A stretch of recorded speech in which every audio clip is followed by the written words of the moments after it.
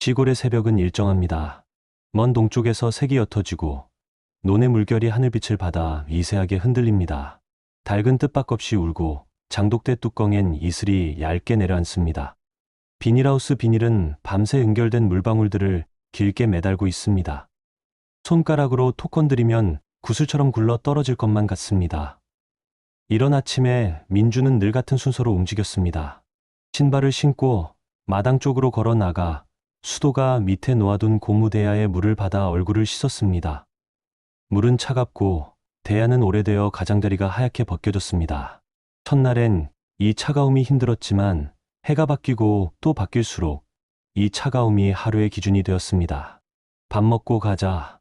아버지의 목소리는 매번 비슷한 톤이었습니다. 높지도 낮지도 않고 다그치지도 달래지도 않는 소리. 아침상엔 된장국과가 지은 밥, 김치 두어 가지, 마른 반찬이 조촐하게 올랐습니다. 오래 먹어온 맛이라 새로운 감흥은 없었지만 식탁에 앉을 때마다 몸이 안정되는 느낌이 있었습니다. 밥은 무겁지 않게 한 그릇, 국은 소리 없이 한 숟가락씩. 아버지는 숟가락을 내려놓을 때 후하고 아주 작은 숨을 내쉬었습니다. 그 숨이 민준에게는 어떤 신호처럼 들렸습니다. 오늘도 밭으로 나가야 한다는 신호, 그리고 오늘도 버틸 수 있다는 신호였습니다. 허리는 펴고 발은 느리게, 급하면 다친다. 아버지는 말을 많이 하는 사람이 아니었습니다. 대신 동작이 단정했습니다. 삽을 들면 삽의 각도가 일정했고 호미를 들면 손목의 움직임이 한치도 흔들리지 않았습니다. 고랑을 낼 때는 눈대중뿐인데도 간격이 정확했습니다. 민주는 그 손의 정확함을 보며 자랐습니다. 그것이 그에게 배운 첫 번째 절차였습니다. 누가 알려주지 않아도 매일 같은 순서로 같은 일을 반복하는 태도. 틀을 지키면 몸이 기억하고 몸이 기억하면 마음이 덜 흔들리는 법을 그는 어린 나이에 배웠습니다. 겨울이 오면 하우스에 난로를 피웠습니다. 낡은 기름난로는 처음 불을 붙일 때만 검은 연기를 훅 내뿜고 금세 맑아졌습니다. 난로 주변에는 무량동이를 두었습니다. 공기가 너무 마르면 모종잎이 말라붙기 때문입니다. 밤에 보온 덮개를 덮고 나오면 아버지는 문턱에서 꼭 한 번 뒤를 돌아보았습니다.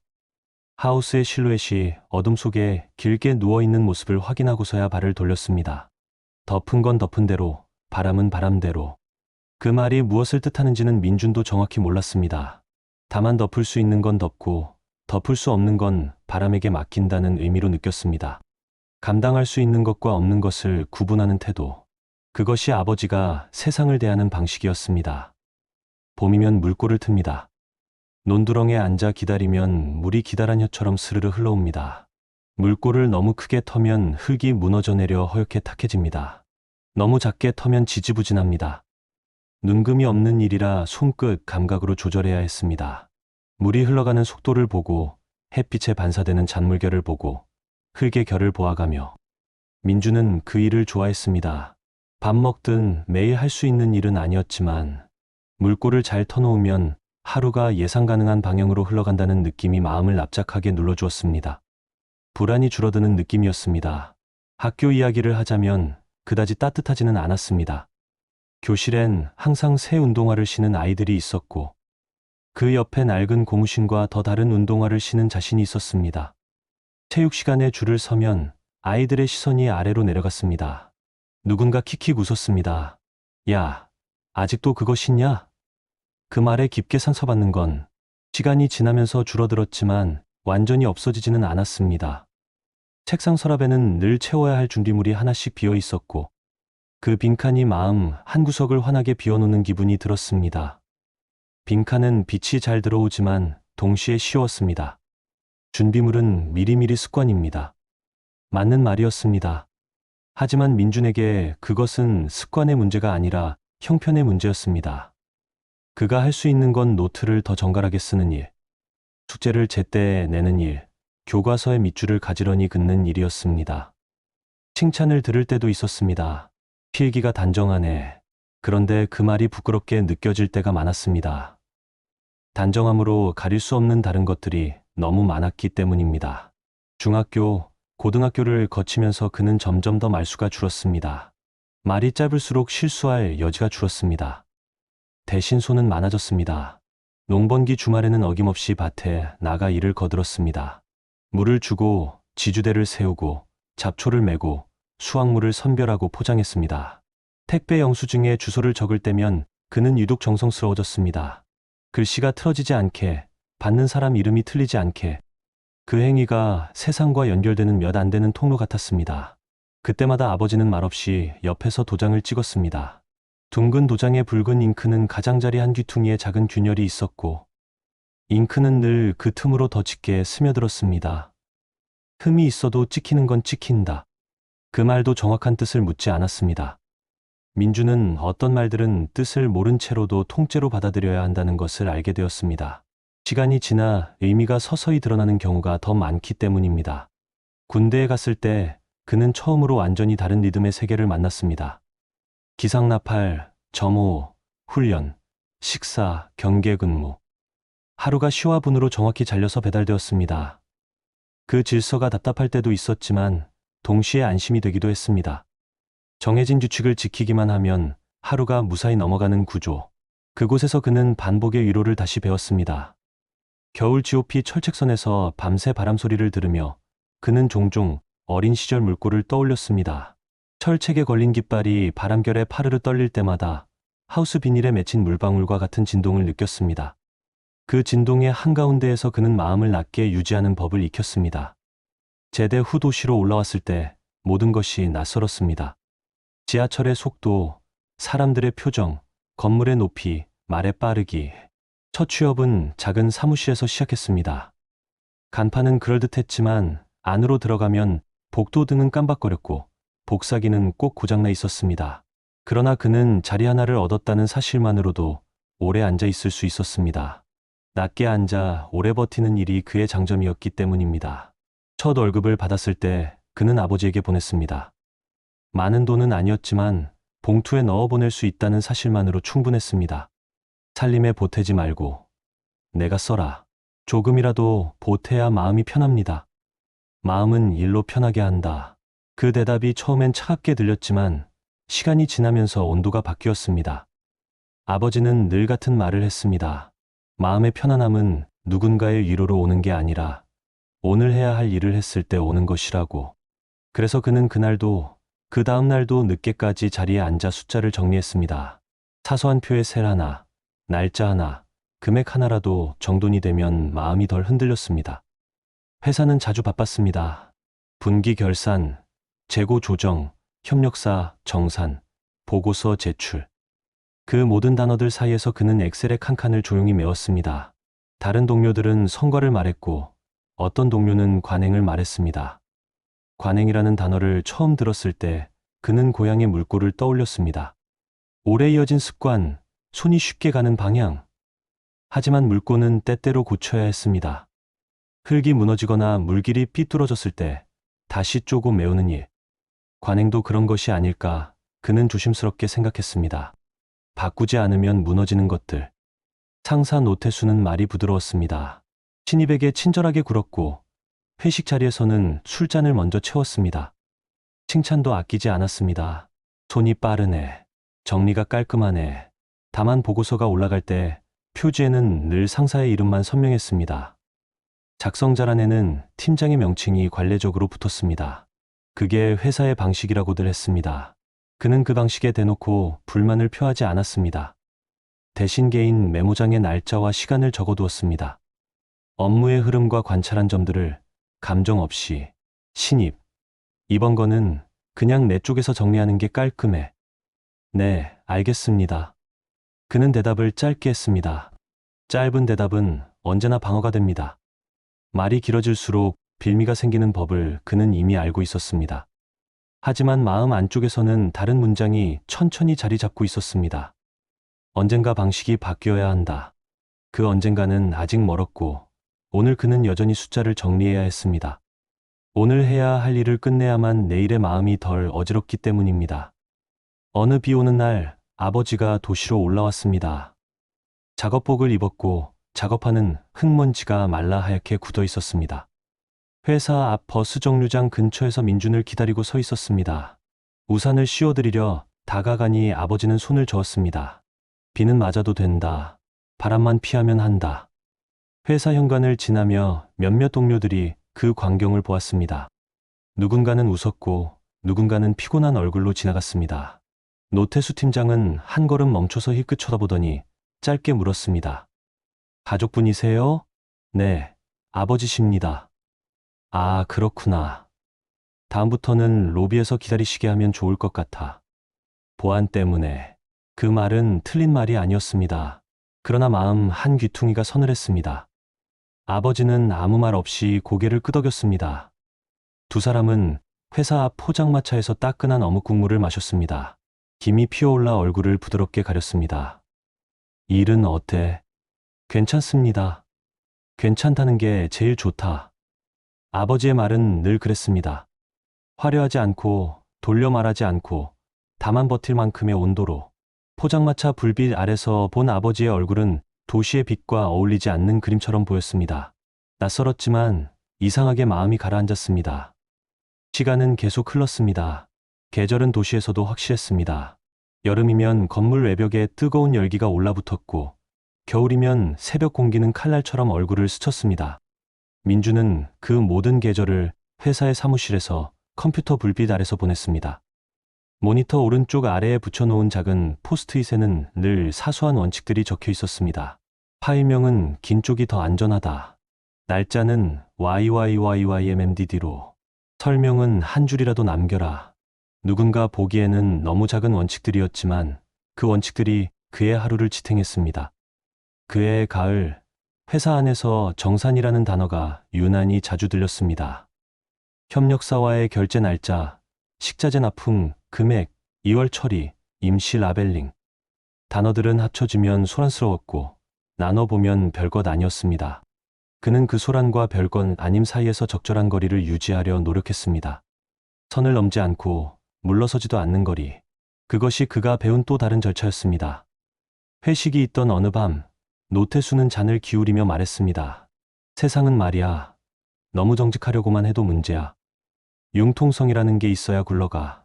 네, 잘 듣겠습니다. 신입은 말이 적어서 좋아. 요즘 애들은 말을 너무 많이 해. 근데 보고서는 내 이름으로 올리는 편이 깔끔하니까. 예. 알지. 네. 그 대화 뒤로도 그는 오래 자리에서 일했습니다. 하우스의 보온덮개처럼 할 수 있는 건 덮고 덮을 수 없는 건 바람에 맡기는 마음으로. 다만 메모장은 조금 더 꼼꼼해졌습니다. 날짜, 시간, 파일명, 경로. 그는 감정을 쓰지 않았습니다. 대신 반복을 기록했습니다. 반복은 언제나 무언가를 드러내기 마련입니다. 무리 같은 자리를 오래 치면 돌이 패이듯이. 어느 토요일, 오랜만에 고향으로 내려갔습니다. 버스에서 내려 논두렁을 걸었습니다. 하우스 비닐은 빛을 받아 반짝였고 바람은 들녘의 냄새를 싣고 지나갔습니다. 아버지는 모자를 눌러 쓰고 서 있었습니다. 두 사람은 말없이 잡초를 뽑고 말없이 모종을 살폈습니다. 그 침묵이 오히려 대화처럼 느껴졌습니다. 해가 기울 무렵 아버지는 작업화 끈을 한 번 당겼습니다. 매듭은 낡아 보였지만 단단했습니다. 작을 때 바로 잡아야 한다. 크게 자라면 손이 더 간다. 그 말은 농사 이야기였지만 민주는 자연스럽게 회사를 떠올렸습니다. 작은 이상을 그때그때 바로잡는 일. 그렇게 하면 나중에 크게 고치지 않아도 된다는 사실. 도시에서는 너무 많은 사람들이 작은 이상을 모른 척 넘어가는 것 같았습니다. 그는 그 생각이 오래 머물렀습니다. 다시 도시로 돌아왔을 때 그의 휴대폰엔 회사 메일이 몇 통 더 와 있었습니다. 다음 주에 있을 분기 마감 일정, 식자재, 정산 재점검 안내, 내부 절차 교육 일정. 그는 달력을 열고 시간표를 정리했습니다. 각 일정을 시간대에 맞춰 끼워 넣고 중복되는 시간을 찾아 조정했습니다. 그 작은 조정이 마음의 빈자리를 메웠습니다. 민주는 스스로에게 질문했습니다. 나는 왜 이렇게 작은 정돈을 좋아할까? 아마도 어릴 적 물고 때문일 것입니다. 물꼬를 잘 트면 물은 스스로 흘러갑니다. 그러면 그 다음 일들이 덜 힘들어집니다. 회사의 일도 다르지 않습니다. 좋은 물꼬는 좋은 흐름을 만듭니다. 나쁜 물꼬는 고여 썩게 합니다. 그는 자신이 할 수 있는 범위 안에서 물꼬를 보는 사람이고 싶었습니다. 누군가의 이름이 아니라 길의 흐름을.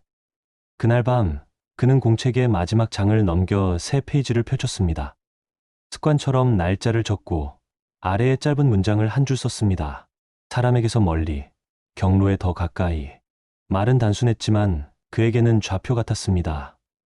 도시의 빛이 창문 유리에 얇게 붙어 있었습니다. 빛은 여전히 차가웠지만 마음의 온도는 그렇지 않았습니다. 다음 주, 회사 복도의 공기는 전보다 한층 더 바빴습니다.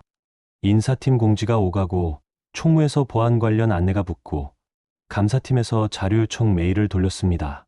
사람들은 각자 바쁜 표정으로 걸었고 커피 냄새는 조금 더 진했습니다. 그는 자리에서 조용히 파일을 열었습니다. 새를 손질하고 주석을 달고 날짜 형식을 통일했습니다. 몇몇 항목은 설명이 부족했습니다. 그는 주저하지 않고 물었습니다. 이 항목의 이전 승인 이력 확인 가능할까요? 잠깐 아마 팀장님 쪽에 있을 거야. 나는 권한이 없네. 그러면 요청 절차를 밟겠습니다.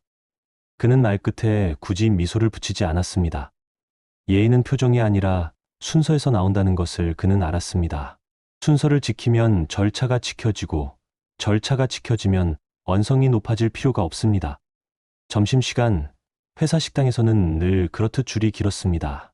김치와 두부조림, 간장 계란, 장국 정도의 단출한 식판이지만 앉아있는 사람들의 표정에는 작은 안도감이 섞여 있었습니다. 먹을 수 있다는 사실만으로도 어떤 날은 충분합니다. 그의 앞에 서 있던 직원이 뒤를 돌아보며 말했습니다. 아, 먼저 드세요. 제가 전화 받느라 늦어서. 아닙니다. 천천히 드십시오. 아무 일도 아니었지만 그런 작은 양보가 마음에 오래 남았습니다. 사람 사이의 일이라는 게 대개 그렇습니다. 큰 결심보다 작은 배려가 더 길게 남습니다. 그는 식판을 들고 창가 자리에 앉았습니다. 창밖을 보니 맞은편 건물 유리벽에 하늘이 얕게 비쳤습니다. 하늘은 흐리지도 맑지도 않았습니다. 그 중간의 색이 마음에 들었습니다. 오후 근무가 끝나갈 무렵 감사팀에서 공식 공지가 나왔습니다.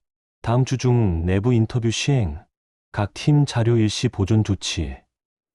그 문장들은 냉정했지만 불친절하지 않았습니다. 그는 자리에서 조용히 숨을 정리했습니다. 원래 늘 하던 대로만 하면 된다고 자신에게 말했습니다. 과하게 말하지 않고 적게 숨기지 않고 있는 그대로를 보여주면 된다고. 그 방법 외에 그가 배우지 않은 요령은 없었습니다. 그날 퇴근길, 버스 창에 비친 자신의 얼굴을 그는 잠깐 바라보았습니다. 피곤해 보였지만 낯설지는 않았습니다. 그는 휴대폰을 꺼내 메모 앱을 열고 새 항목을 만들었습니다. 묽고, 순서, 보온덮개, 작은 양보, 고향과 회사의 단어들이 한 줄에 나란히 서 있었습니다. 서로 다른 세계의 단어처럼 보이지만 결국 같은 것을 말하는 듯했습니다.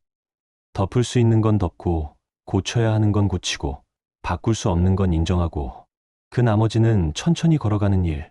집에 도착해 불을 켠 뒤 그는 잠시 방바닥에 앉았습니다.